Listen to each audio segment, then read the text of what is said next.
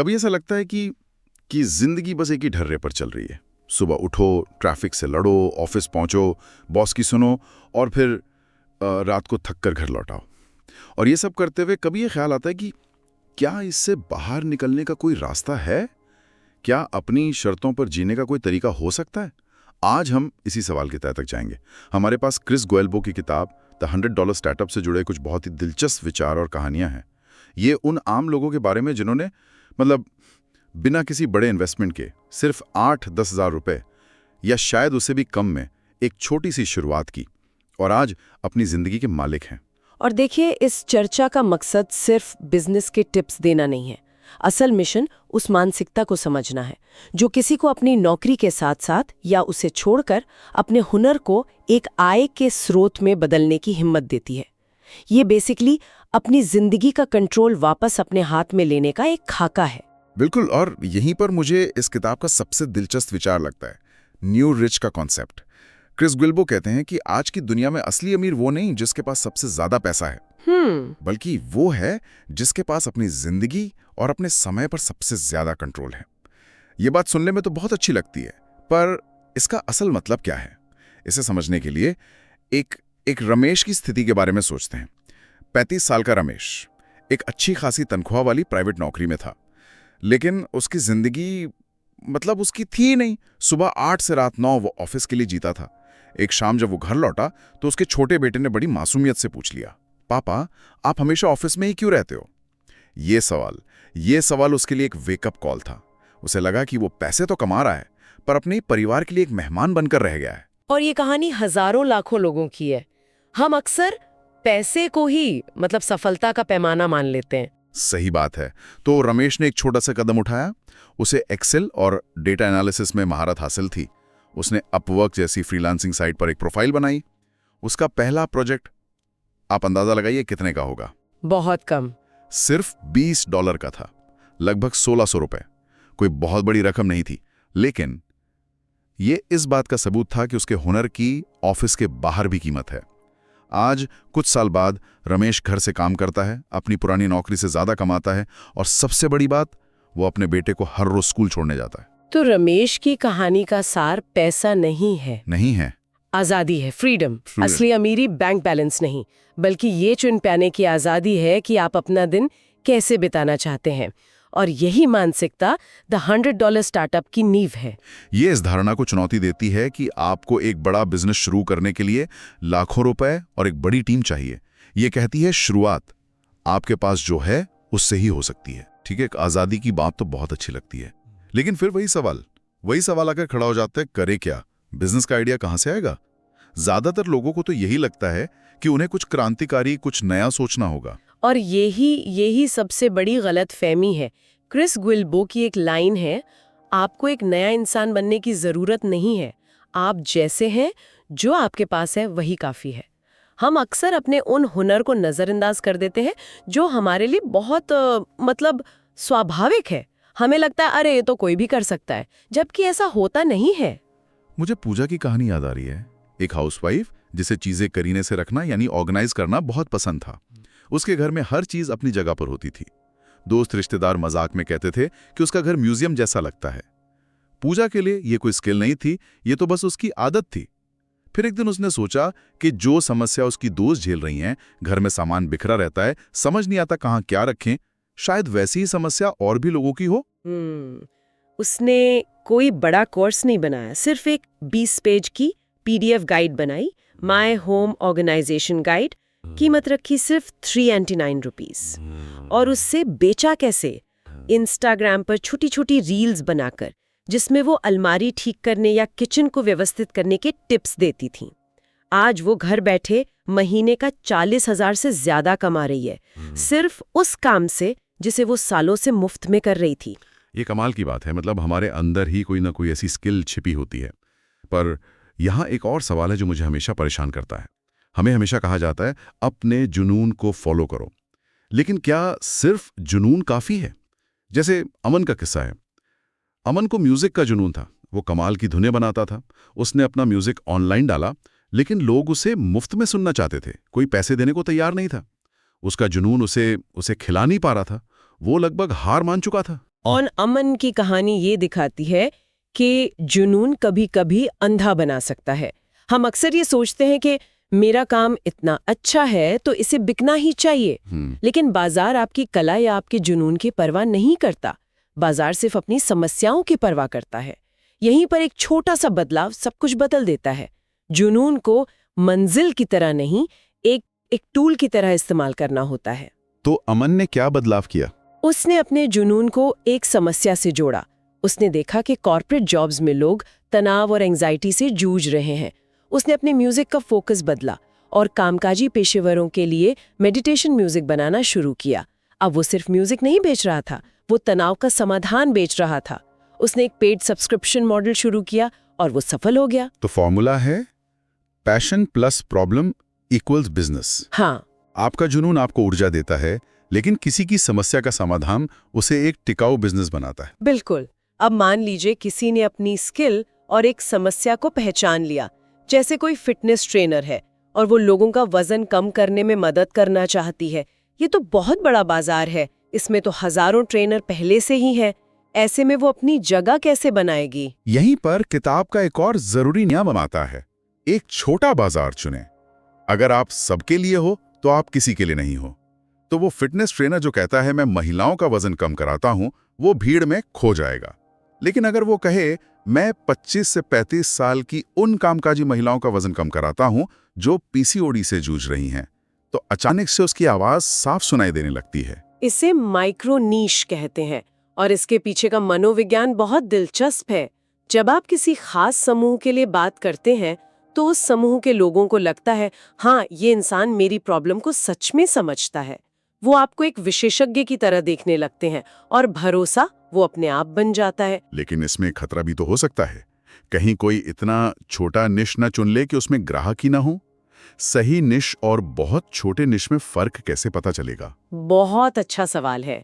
इसका सबसे आसान तरीका है बाजार की बातचीत को सुनना। क्या उस खास समस्या के बारे में ऑनलाइन फोरम, फेसबुक ग्रुप्स या कोरा पर लोग सवाल पूछ रहे हैं? क्या उस विषय पर पहले से ही कुछ किताबें या ब्लॉग्स मौजूद हैं? अगर लोग किसी समस्या के समाधान के लिए पहले से ही समय या पैसा खर्च कर रहे हैं, भले ही वो समाधान परफेक्ट न हो, तो इसका मतलब है कि वहाँ एक बाजार मौजूद है। आपको पहिया दोबारा बनाने की जरूरत नहीं है, बस उसे बेहतर बनाना है। ठीक है, तो निश्चय भी तय हो गया। अब आता है सबसे मुश्किल पड़ाव, जहां कर 90% लोग रुक जाते हैं, पहला ग्राहक पाना।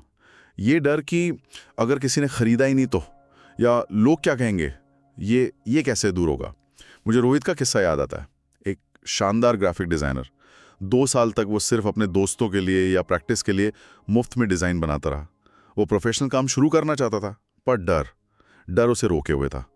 उसे लगता था कि वो अभी तैयार नहीं है। ये मैं अभी तैयार नहीं हूँ वाली भावना एक्चुअली मैं असफलता से डरता हूँ कहने का एक बहाना है। इसे इम्पास्टर सिंड्रोम भी कहते हैं। हमें लगता है कि हम किसी को धोखा दे रहे हैं, कि हम उतने अच्छे नहीं हैं जितना हम दिखाने की कोशिश कर रहे हैं। बिल्कुल। एक दिन रोहित के दोस्त ने उससे कहा, भाई तू जब तक मुफ्त में काम करता रहेगा, दुनिया तुझे मुफ्त वाला ही समझेगी। ये बात रोहित को चुभ गई। उसी रात उसने एक फेसबुक ग्रुप में डरते डरते एक छोटा सा ऑफर पोस्ट किया, 999 रुपए में 3 इंस्टाग्राम पोस्ट का डिजाइन। उसने पोस्ट करके फोन बंद कर दिया। 2 घंटे बाद जब उसने फोन खोला तो एक मैसेज आया हुआ था, क्या आप ये मेरे लिए बना सकते हैं? वो पहला ग्राहक वो सिर्फ 999 रुपए नहीं लाता, वो आत्मविश्वास लाता है। वो इस बात का सबूत होता है कि आपका डर सिर्फ आपके दिमाग में था, आपका आइडिया काम करता है। इसलिए परफेक्शन का इंतजार मत कीजिए। एक छोटा, सस्ता और अच्छा पर्याप्त गुड इनफ ऑफर बनाकर बाजार में उतार दीजिए। पहली बिक्री पैसा कमाने के लिए नहीं, बल्कि अपने आइडिया को वैलिडेट करने के लिए होती है। कि फॉलोअर्स भी ना के बराबर थे। वो सीधे अपना महंगा कोर्स कैसे बेचती? उसने एक अलग रास्ता चुना।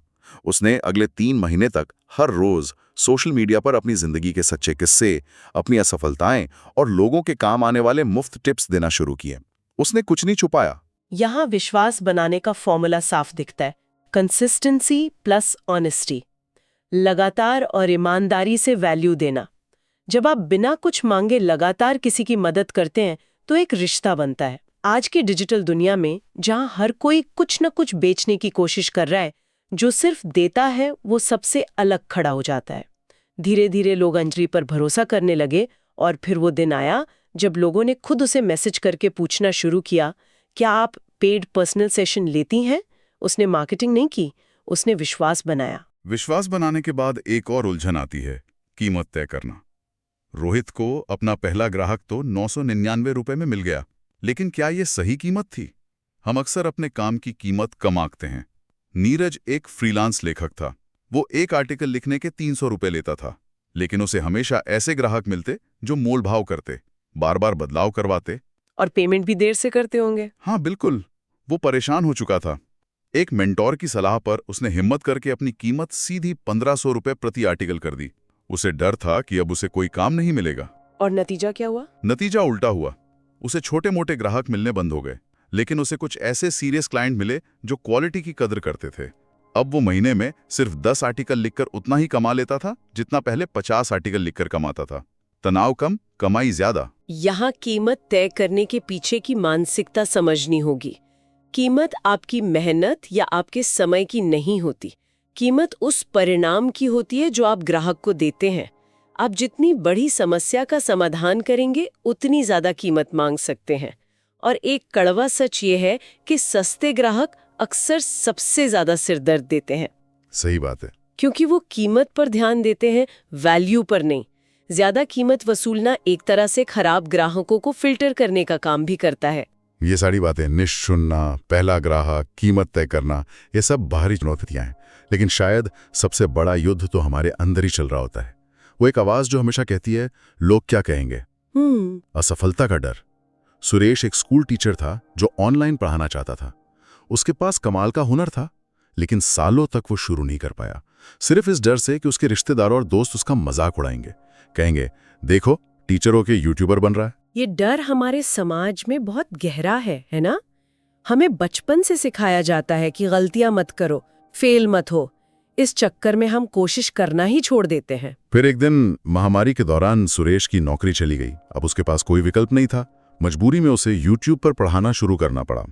आज उसके 80,000 से ज्यादा सब्सक्राइबर हैं और वो एक सफल ऑनलाइन एजुकेटर है।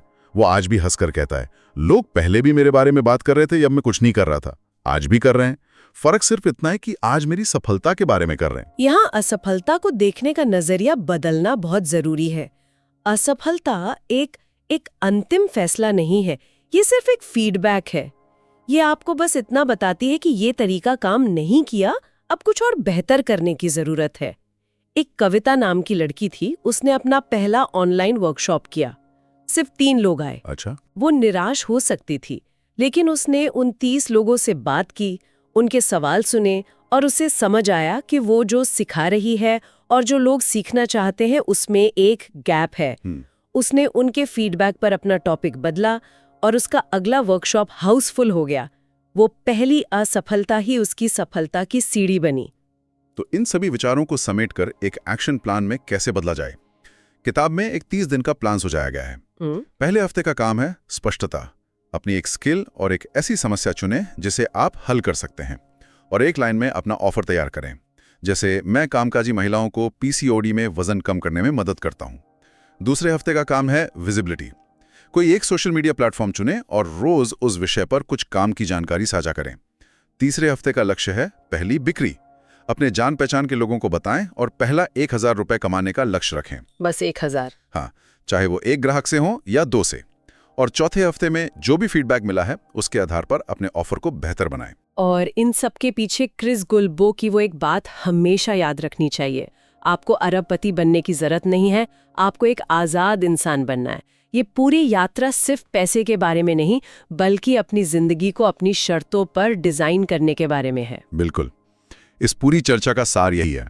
अगर कोई यहाँ तक हमारे साथ बना हुआ है तो इसका मतलब साफ है कि उसके अंदर कोई आइडिया, कोई आवाज या कोई संभावना है जो बाहर आने का इंतजार कर रही है। और ये मानसिकता अपनाना बहुत जरूरी है कि शुरुआत करने के लिए किसी की इजाजत की जरूरत नहीं है और ना ही आप लेट हुए हैं। जिस दिन आप शुरू करते हैं वही सही दिन है।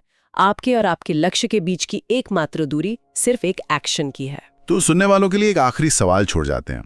क्या इस जानकारी को सुनकर कल पर टाल दिया जाएगा या आज ही वो पहला छोटा कदम उठाया जाएगा, सिर्फ $100 यानी कुछ हजार रुपयों की सोच के साथ? याद रखें, परफेक्ट लोग नहीं जीतते, शुरू करने वाले जीतते हैं।